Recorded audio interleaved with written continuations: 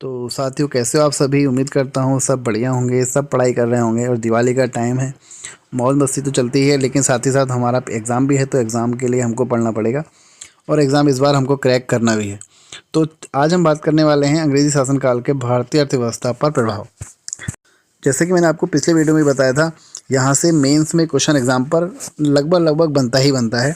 और अगर आप प्री की तैयारी कर रहे हैं तो प्री में भी यहाँ से क्वेश्चन बनेगा। तो क्वेश्चन है ये कि भारत में आधुनिक शिक्षा का जन्मदाता किसको कहा जाता है? Charles Grant, option a. William Jones कौन था जिसने क्या किया था? शकुंतला का अंग्रेजी में अनुवाद किया था। मॉर्समैन कौन था? दिग्दर्शन बंगाली में जो प्रकाशित है उसका संपादक। अगला क्वेश्चन है हमारा, हिंदू कॉलेज कलकत्ता जो कि पाश्चात्य पद्धति पर उच्च शिक्षा देने का प्रथम कॉलेज था, जिसका धार्मिक शिक्षा से कोई संबंध नहीं था, की स्थापना किसने करी थी? डेविड हेयर ने करी थी। और ये किसके साथ मिलकर करी थी? हिंदू कॉलेज की स्थापना उन्होंने राजा राममोहन रॉय के साथ। राजा राममोहन रॉय ने किसकी समाज करी थी, किसकी स्थापना करी थी? ब्रह्म समाज की स्थापना कब करी थी? 1828 में। और एग्जैक्ट डेट की अगर बात करेंगे तो 20 अगस्त 1828। राजा राममोहन रॉय को जो राजा की उपाधि दी थी, किसने दी थी भाई? वो दी थी अकबर द्वितीय ने। ठीक है ना। अगला क्वेश्चन हमारा, भारतीय दस्तकारी उद्योग के पतन के क्या कारण थे भाई? तो अंग्रेजों द्वारा भारतीय बुनकरों के तैयार माल को कम से कम मूल्य पर लेना। उसके बाद क्या करते थे? कच्चा माल यहाँ से उठा लिया सस्ते में और अपने देश में उस कच्चे माल को लेके गए, वहाँ से उससे फाइनल प्रोडक्ट तैयार कराया और उसके बाद उसको दोबारा भारतीय बाजार पे बेचना। तो इसलिए भारतीय बाजार तो पूरी तरीके से उन्होंने ख़त्म ही कर दिया था। अंग्रेजों द्वारा कच्चे माल पर नियंत्रण, जो कि मैंने आपको बताया, इंग्लैंड में आयात की जाने वाली वस्तुओं पर, भारतीय वस्तुओं पर भारी आयात कर। अब जैसे कोई सामान अगर ये भारत है और यहाँ से इंग्लैंड में गया, तो यहाँ पर ये इसके गेट पर यानी कि पोर्ट पर जैसे ही मार्केट में सामान उतरेगा इंग्लैंड के, इतना ज़्यादा टैक्स लगा देते थे कि जो भारतीय वस्तुएं थी जो भारत से बनकर आती थी उस पर वो इतनी महंगी हो जाती थी कि इंग्लैंड के लोग उसको अफोर्ड नहीं कर पाते थे। और उसी दाम में, उससे कम दाम में उनको इंग्लैंड से बनी हुई वस्तु, इंग्लैंड की बनी वस्तु उनको मिल जाती थी। तो भारतीय प्रोडक्ट का तो पूरी तरीके से उन्हें सत्यानाश ही कर दिया था। आगे बढ़ते हैं अगले क्वेश्चन में। तो उपरोक्त सभी इसका आंसर होगा। भारत में अनौद्योगिकरण का या प्राक औद्योगिकरण की अवधि थी, तो वो थी 1800 से 1850। अनौद्योगिकरण क्या हुआ? डी इंडस्ट्रियलाइजेशन, है ना। और प्राक औद्योगिकरण क्या हुआ? Pre industrialization. तो 1800 1850, ऑप्शन बी। भारत में आधुनिक उद्योगों की स्थापना कब से हुई? तो 1850, यानी कि इसके बाद से। भारतीय बुनकरों की दयनीय हालत पर किस गवर्नर जनरल ने टिप्पणी की? इनका दुख दर्द समूचे इतिहास में अतुलनीय है। कपड़ा बुनकरों की हड्डियों से भारत की धरती सफ़ेद हो गई है। तो विलियम बेंटिक ने, आपको पता है, 1829 में क्या किया था? सती प्रथा का अंत किया था। किसके साथ मिलकर? ईश्वरचंद्र विद्यासागर के साथ मिलकर। बेंटिक ने एक दो काम और भी अच्छे किए थे, जैसे कि शिशु बालिका की हत्या पर रोक लगा दी थी इसने। दास प्रथा को इसने अवैध घोषित किया था, लेकिन दास प्रथा खत्म किसने करी थी? एलन बरो ने करी है 1843 में। ठीक है। ठगी प्रथा का अंत किया था इसने। सती प्रथा का अंत किया था 1829 में। ठगी प्रथा का अंत उसके एक साल बाद 1830 में किया था। और सबसे इम्पोर्टेंट क्वेश्चन जो इसकी तरफ से बनता है कि भारत का पहला गवर्नर जनरल, भारत का फर्स्ट गवर्नर जनरल यही था। ठीक है। याद कैसे रखेंगे? देखो थोड़ा सा कन्फ्यूजन हो जाता है कि पहला कौन सा था। तो बैटिंग याद रखना, बैटिंग, है ना। बैटिंग मतलब वो क्रिकेट वाली बैटिंग से याद रखना।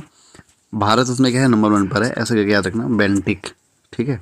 भारत का गवर्नर जनरल तो और भी हैं, भारत का ये पहला है। ठीक है। जैसे बंगाल का गवर्नर जनरल वगैरह। और क्या था इससे अगर इम्पोर्टेंट मैं आपको बता दूं, जो इसका टाइम पीरियड था, इसका टाइम पीरियड था 1828 से लेके 1835 तक। ठीक है। इसने क्या किया था? मैकाले की अनुशंसा पर अंग्रेजी शिक्षा को माध्यम बनाया था। कब बनाया था? हम पढ़ चुके हैं 1835 में। इसी के अनुशंसा पर किया था मैकाले ने। ठीक है। और सरकारी सेवा के भेदभाव को भी इसने अंत किया था। आपको वो पता होगा स्लीमैन, या आपने स्लीमैन नाम सुना होगा। स्लीमैन ठगी प्रथा का अंत इसने कर्नल स्लीमैन की सहायता से ही किया था। अगला क्वेश्चन है हमारा, अच्छा, कार्निवालिस के बारे में कुछ फैक्ट देख लेते हैं। कार्निवालिस के बारे में एक क्वेश्चन आता है कि इसकी जो समाधि है वो कहाँ है। तो कार्निवालिस की समाधि गाजीपुर यूपी में है। ठीक है, गाजीपुर में है। अब और क्या क्या किया था, अगर इसके बारे में बात करें तो सबसे इंपॉर्टेंट क्वेश्चन तो यही आता है कि पुलिस सेवा का जन्मदाता किसको कहते हैं। तो कार्निवालिस को कहते हैं पुलिस सेवा का जन्मदाता। स्थायी बंदोबस्त इसने लागू किया था 1793 में, ये तो मैं आपको कई बार बता ही चुका हूँ, है ना। और एक इसने किया था कि 4 भ्रमण करने वाली अदालतों का गठन किया था इसमें। ये क्वेश्चन काफ़ी कम लोगों को पता होगा। 4 भ्रमण करने वाली अदालतों का, 3 उसमें से बंगाल में थी और 1 थी बिहार में।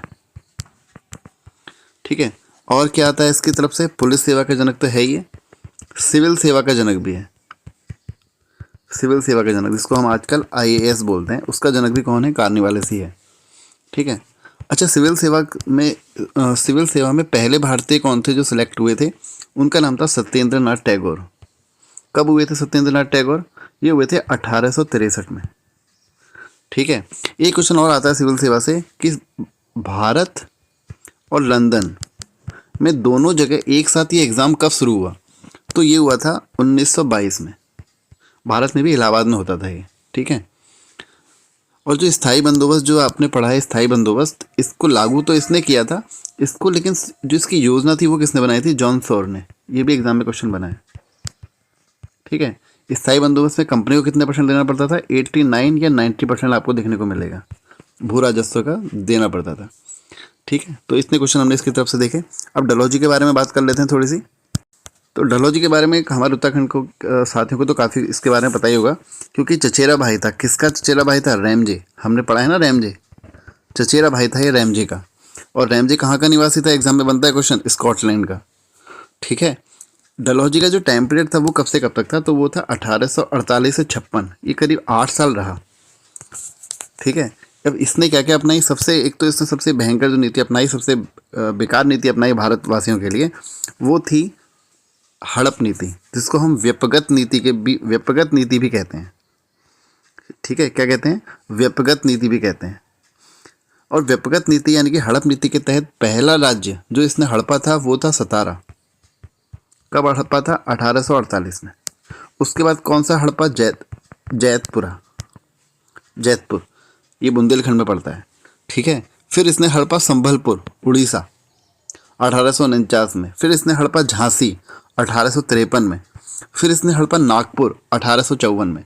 तो याद रखना, एक ट्रिक जैसे समझ लीजिए, सतारा हो गया पहला, दूसरा जा हो गया, ठीक है ना। फिर है संभलपुर, तो संभल लिख लेते हैं, सज संभल, ठीक है, सज संभल कर झांसी ना आ जाए, झांसी की रानी ना आ जाए। तो सात से सितारा, जा से जैतपुर, संभल से संभलपुर उड़ीसा वाला, और झांसी की रानी यानी कि झांसी 1849, लास्ट में नागपुर 1854। तो इस तरीके से आप याद कर सकते हैं।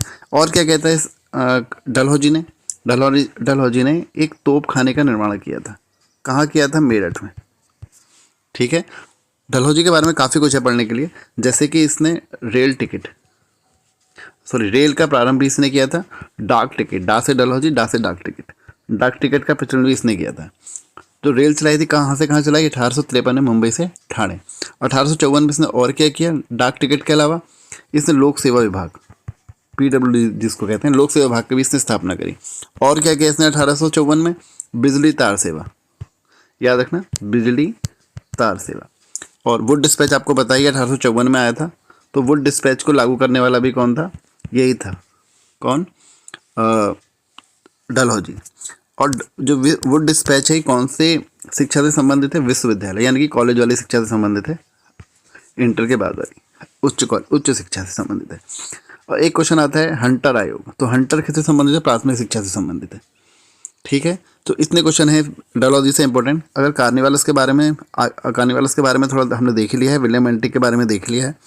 कैनिंग के बारे में अगर हम देखें, जो कैनिंग था वो भारत का प्रथम वायसराय था। क्या था, वायसराय। बेंटिक भारत का पहला गवर्नर जनरल है, क्योंकि भारत बैटिंग में करने में नंबर 1 है, तो बैटिंग याद रखना। और कैनिंग कौन है, वायसराय है भारत का। इसका जो टाइम पीरियड था वो था 1856 से 1862, यानी कि एक क्वेश्चन आपको समझ में आ गया कि जब जो क्रांति हुई थी 1857 की, तब गवर्नर जनरल कौन था? तो कैनिंग ही था। ठीक है। दंड संहिता, भारतीय दंड संहिता कब लागू हुई थी? 1860 में। तो उसमें भी यही था, क्योंकि इसका टाइम पीरियड 56 से कब तक है? 62 तक है। विधवा पुनर्विवाह जो कि 1856 में पारित हुआ था, तो वो भी इसी ने पारित किया था। और ठीक है ना, तो ये सारी चीज़ें थी इससे संबंधित। चलो आगे बढ़ते हैं हम लोग। तो इस वीडियो में इतना ही, बात करेंगे अगले वीडियो में। तो वीडियो को आप लाइक कर दीजिए, चैनल को सब्सक्राइब कर दीजिए। मिलते हैं अगले वीडियो में। Thank you.